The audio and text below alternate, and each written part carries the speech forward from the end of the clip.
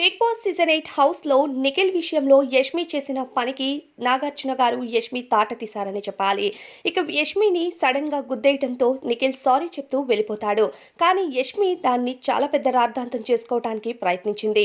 అయితే యష్మి ఎవరితోని డిస్కస్ చేయలేదు కానీ తనలో తానే నిఖిల్‌ని తిట్టుకుంటూ ఉంటుంది. ఇదేంటో నాతో ఏ సంబంధం లేనట్టు సారీ చెప్పి వెళ్ళిపోతున్నాడు. ఈ కొత్త ఆలోచనలు ఎక్కడి నుండి మొదలయ్యాయో అంటూ ఇక ఫ్యామిలీ వీక్ కావటంతో ఫ్యామిలీ మెంబర్‌గా వచ్చిన వాళ్ళ మదర్ ఏదైనా చెప్పారేమో అని తనలో తానే ఆలోచించటం మొదలుపెడుతుంది. ఈ సీన్ అంతా లైవ్‌లో జరిగింది.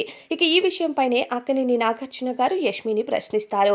హౌస్‌లో కానీ, బయట కానీ ఎక్కడైనా పరిచయం ఉన్నా, లేకపోయినా ఫ్రెండ్స్ అయినా సరే మనం ఒకరికి డాష్ ఇచ్చామంటే ఖచ్చితంగా సారీ చెప్తామా లేదా యష్మి అంటూ ప్రశ్నించారు నాగార్జున గారు. ఆ మాటకి చెప్తాం సార్. కానీ నేను అప్పటికి బాగా ఆకలితో ఉన్నాను. ఇక నిఖిల్ సడెన్‌గా గుద్దేసి నన్ను కనీసం పట్టించుకోకుండా నా ముఖం వైపు చూడకుండా సీరియస్‌గా అలా వెళ్ళిపోయాడు. అలా వెళ్ళిపోవటం వల్ల నాకు చాలా బాధ అనిపించింది. అందుకనే ఎందుకో కొత్తగా ప్రవర్తిస్తున్నట్టు అనిపించింది. అందుకే అలా ఆలోచించాల్సి వచ్చింది అంటూ సమాధానం ఇస్తుంది యష్మి. మరి యష్మి విషయంలో ఎవరు కరెక్ట్ అనుకుంటారో కామెంట్స్‌లో చెప్పండి.